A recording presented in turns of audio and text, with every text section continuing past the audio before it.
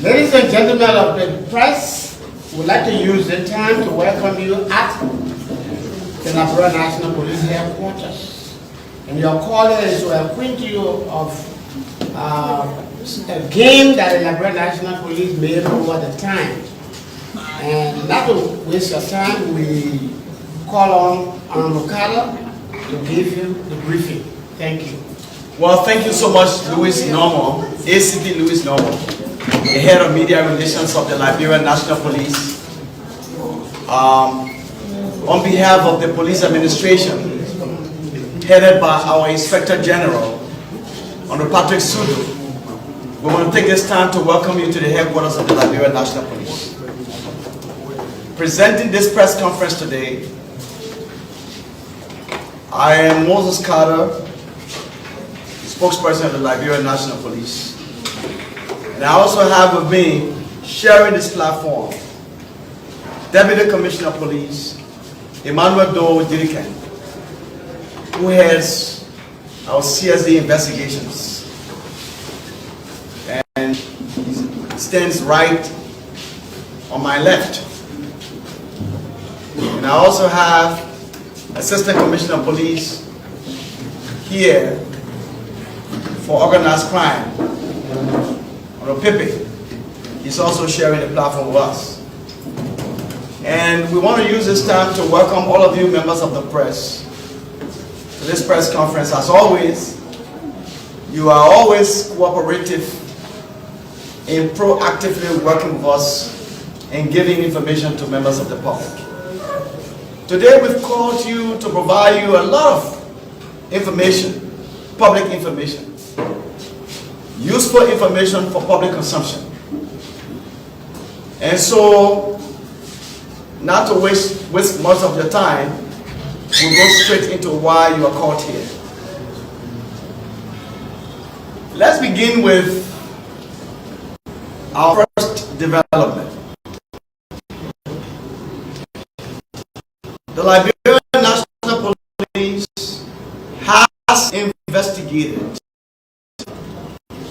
It's about charging court a young Liberian by Sambola 22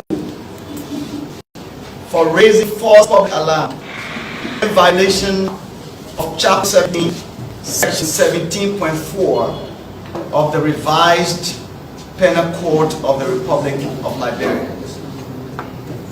According to police investigators, on the 3rd of October 2021, suspect Sambola was arrested for raising false public alarm when he claimed that he had in his possession a child, specifically a boy, for sale to the Royal Sea Funeral Home in Monrovia, VOA community. Speaking to LMP investigators, suspect Sambola,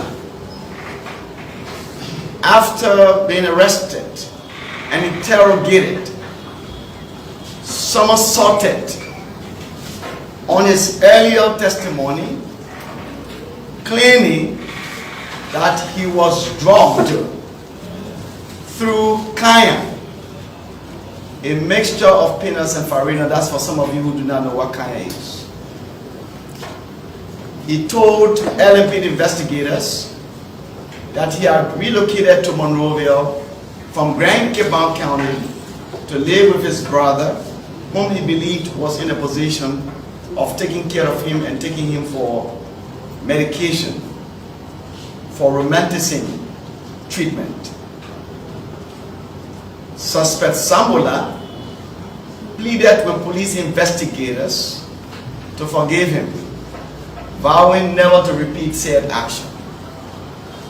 In view of the foregoing and coupled with the evidence available to police investigators, suspect Sambola has been charged for raising false public alarm and will be forwarded to court for prosecution.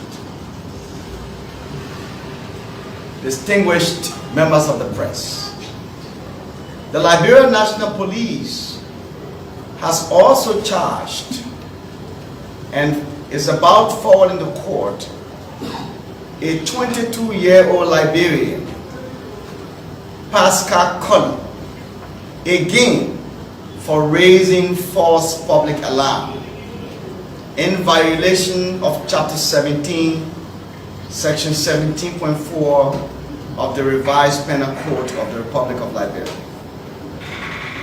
On Friday, October 8, 2021, suspect Cullen was arrested in Monrovia on allegation of confessing that he was in the business of selling human bats.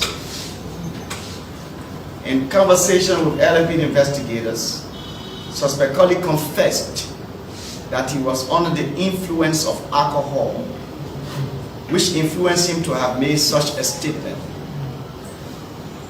He also pleaded for mercy to LMP investigators, pledging never to repeat said action. In view of the suspect's confession and evidence available to our investigators, suspect Cullen has been charged with raising false alarm and will be filed in court for prosecution. Distinguished members of the press and those of you who are following us on social media and different platforms, the Liberia National Police has also charged a Liberian female, Patience Hayes. She stands in the back with her hair tie on her head. That's Patience Hayes. A lot of you can take your camera and zoom her, and after which we're going to continue.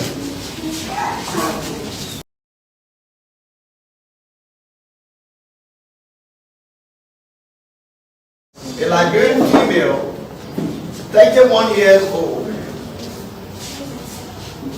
has been charged by the Liberia National Police for also raising false public alarm to law enforcement officials in violation of Chapter 17, Section 17.4 of the Revised Penal Code of the Republic of Liberia. According to LMP investigators, suspect Hayes had misinformed the police and the public that on Friday, the 8th of October, she went to Access Bank, Cardwell branch, where she withdrew the amount of 800,000 Liberian dollars belonging to her organization, United Women Saving Club. She informed LMP investigators that after receiving said amount, she boarded a taxi cab from Cardwell Junction to Star Hotel Junction, Logan Town. And before reaching the Hotel Junction, one of the occupants on board the vehicle injected her right tire, which left her unconscious, only to be seen at the 17th Street Cinco Beach site. Contrary to the suspect's testimony, police investigation unveiled, or you may say unearthed, that the suspect mismanaged the organization's saving funds.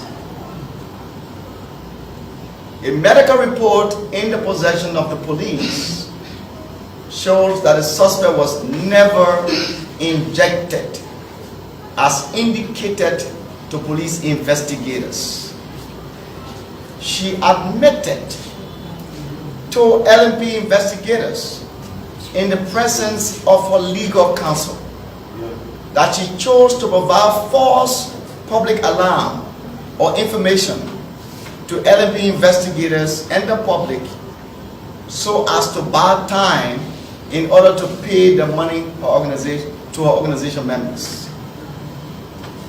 She, however, pleaded for mercy for raising such false public alarm, indicating that she was injected promising never to repeat said ugly behavior.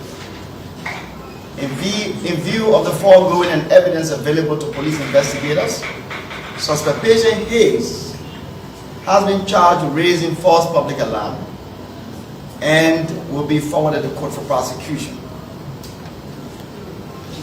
Distinguished members of the press. Distinguished members of the press. Of recent you heard of an ugly incident that happened in Weatherstown, Fendale. That robber field was Kakata Highway. Fendale, yeah. Involving a Nigerian national named Theophilus Okarami, 52 years old, who is alleged to have shot his wife, and that is his wife, and the Nigerian national stands in the back in the blue sweater. This is his wife, the victim that was shot,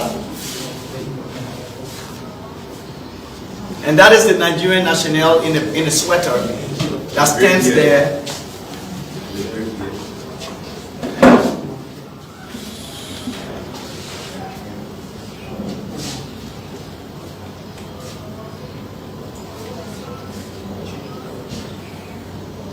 Thank you. So we continue to have shot his wife, Kima Okarami. The two of them sought medication at both the Benson Hospital and the JFK Medical Center. LMP investigators conducted a thorough investigation, and Theophilus Okarami has been charged with illegal possession of firearm, criminal attempt to commit murder, and aggravated assault, and he will be forwarded to court for prosecution. Distinguished members of the press, we also have with us Abraham Kamba in the red t-shirt that is on handcuff in the back. If you look, that is Abraham Kamba.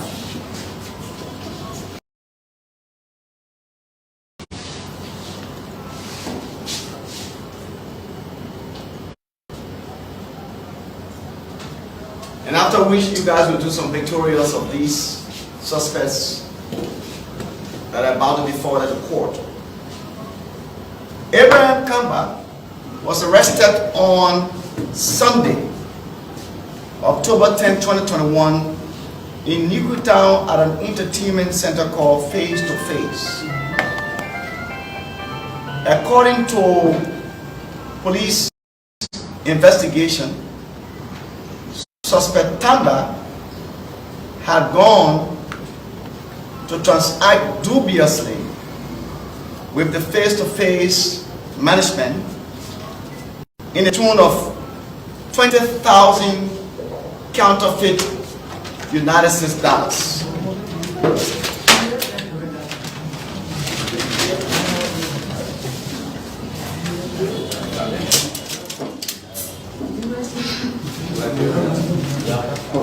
Excuse me, 20,000 Liberian dollars. Excuse me. So this is the 20,000 counterfeit note. This is the counterfeit note, 20,000 Liberian dollars counterfeit note that suspect Kamba had gone to dubiously transact at the face-to-face entertainment center in Newtown when he was booked by LMP investigators. We'll have you take pictures of these counterfeit notes for your publications. Suspect Kamba is currently in our custody. He will be duly investigated, charged, and forwarded to court. Again, distinguished ladies and gentlemen of the press, recently, the Liberia National Police, yet the government of Liberia, was accused of going after individuals who were critical of current situations of ritualistic killings, missing of people, and you name it. Such claim emanated from an activist identified as Tatos Pakala, who was detained at our Freeport airport on the basis of a writ that was issued by the magisterial court into a farm. According to Pakala, his detention was illegal and it was orchestrated by the government of Liberia through the Liberia National Police. In this view, we would love to clarify to you, members of the press and the public in general, that this police administration remains non-political and will do nothing to go after any individual on the basis of the expression of their views on critical national issues. What we will do is to ensure that when individuals make statements that border on national security, it is omen upon us to go after said individuals for interrogation purposes so that they can be able to provide us facts. When we do that, it should not be interpreted as clamping down on free speech. Our institution statutorily has the responsibility of protecting and implementing the rule of law, and will do nothing to undermine that statutory responsibility. Distinguished members of the press, it is important to inform you that in the case raised by activist Tatos Pakala, an LMP investigation revealed that Mr. Pakala had allegedly duped, and I'm saying allegedly duped, a Nigerian national, George Obi, affectionately known as Original Japan Auto Pass. There he is. This is the Nigerian national that raised the claim against Tatos Pakala, activist Tatos Pakala.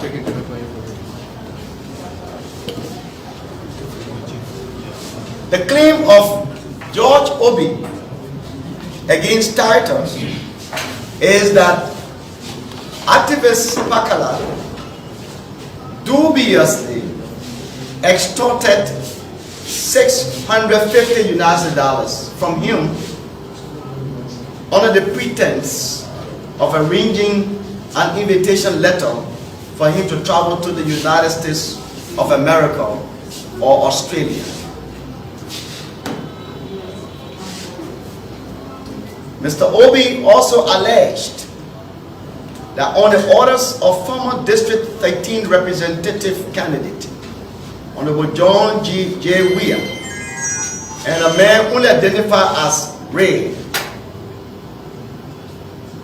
broke a septic tank before his business house, thereby polluting the entire area, and his vehicle was damaged, leaving him with no option but to seek redress through the magisterial court into a farm, St. Paul Bridge. Mr. Obi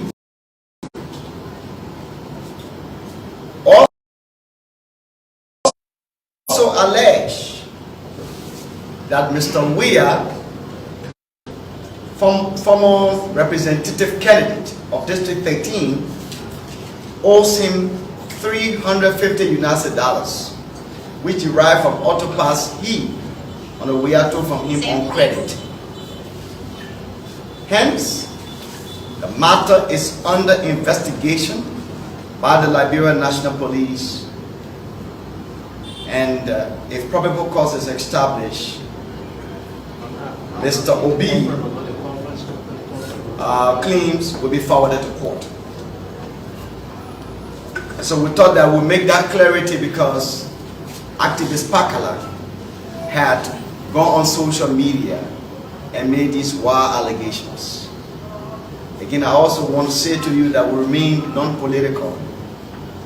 We remain very much committed to serving every spectrum of our society, irrespective of individuals' political views, irrespective of their affiliations or religious affiliations or whatever. We want to say to Liberians, both in Liberia and out of Liberia, that the Liberia National Police remains in charge of security. And I must say this, we remain in charge of security, and anyone bent on undermining the peace and security of the state will face the full weight of the Liberia National Police by law. Anyone who wants to paint a negative image of our country in the Committee of Nations will face the full weight of the law. Liberia remains one of the most peaceful nations in Africa, sub-Saharan Africa.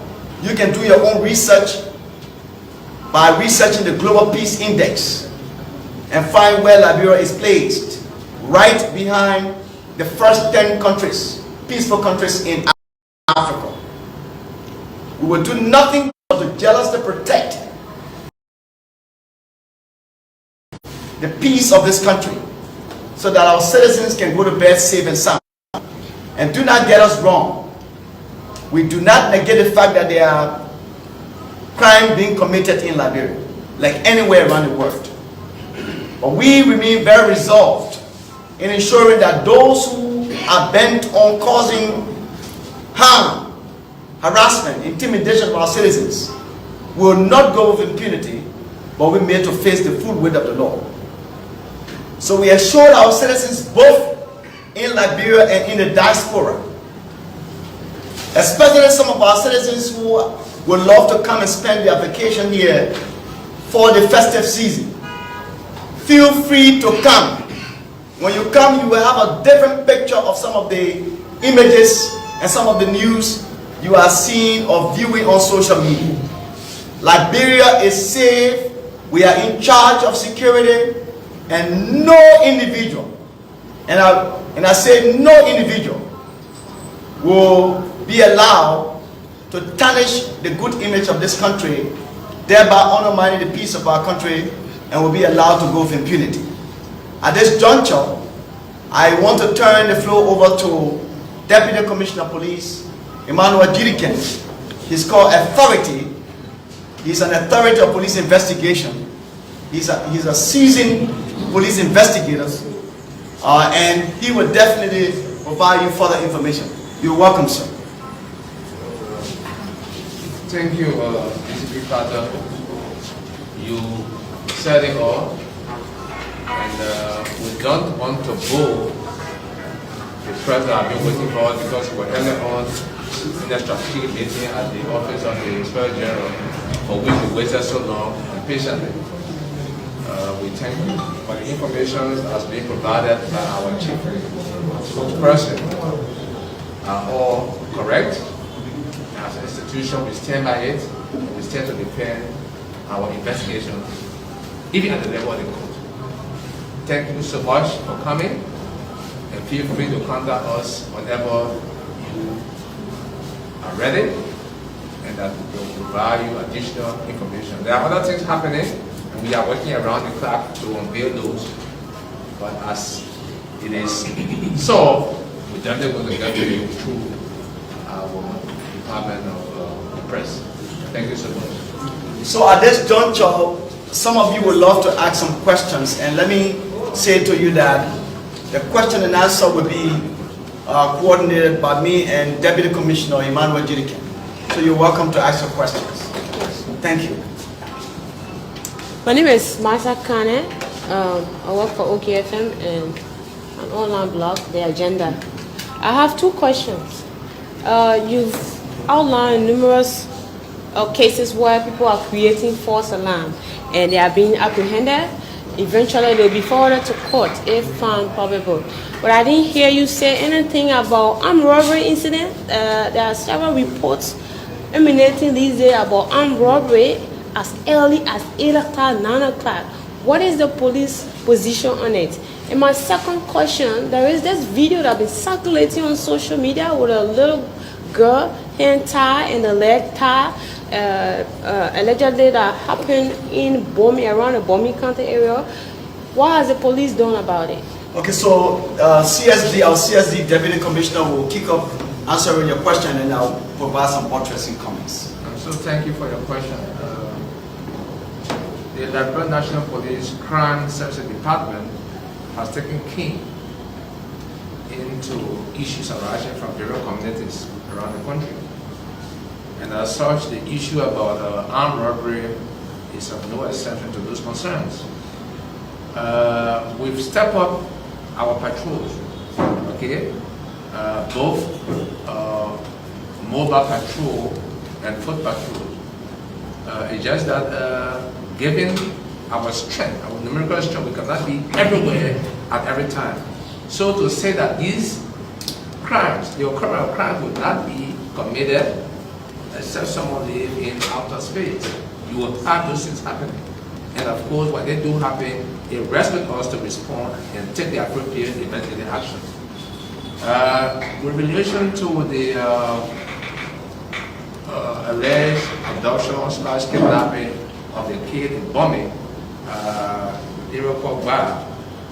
given the sensitivity and the concern we have stepped up our investigative team. At the moment as I speak to you, we have a team of full persons that are going to boost the investigative strength of the Bomi County detachment so as to be able to provide adequate information to the public. And so probe any issues are ongoing.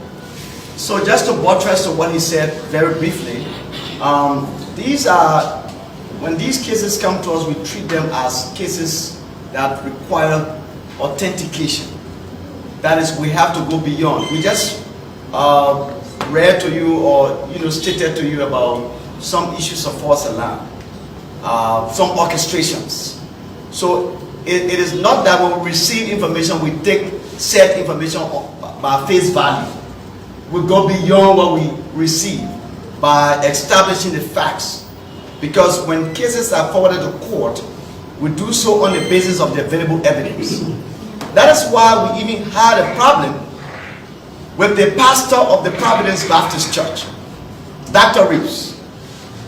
Dr. Reeves is on record in one of the local dailies to have even called for the dismissal of the Inspector General on claims of ritualistic killing. We see that as very unfortunate on the part of Dr. Reeves, because by definition, if you look at the term ritualistic killing, it basically speaks to a killing, or you may say a death, where parts are extracted for ritualistic purposes.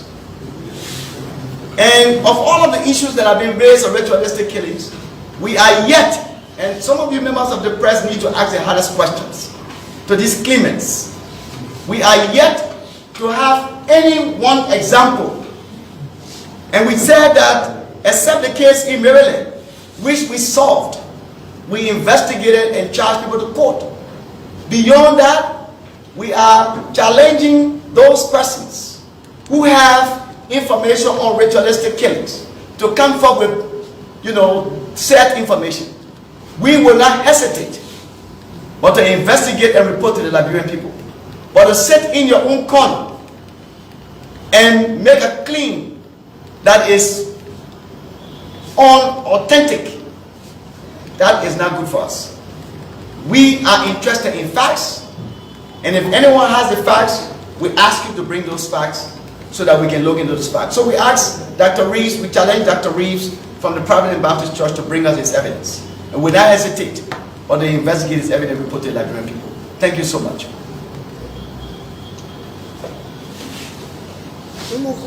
My name is Kumi Omabu and I report for Excel Communication Network, Radio 5. Of recent, we heard of a girl who was quote-unquote drugged and taken to the unknown building where she reported a case, and the police came up with the finding that they tried tracing this particular individual to get her.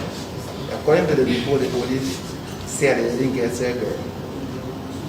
So I wanted to know how far the police were researching. So usually you forgive me because I refer to the Deputy Commissioner of Police for Crime Services Investigation because he has focal responsibility for these investigations. So you're welcome. I said that I'm referring to the matter from Painesville. Yeah, Painesville. What she said she was placed on the motorbike and taken to this location. Like we continue to say, when claims come forth, it is our responsibility by law, with the support base from the Liberian people, that we investigate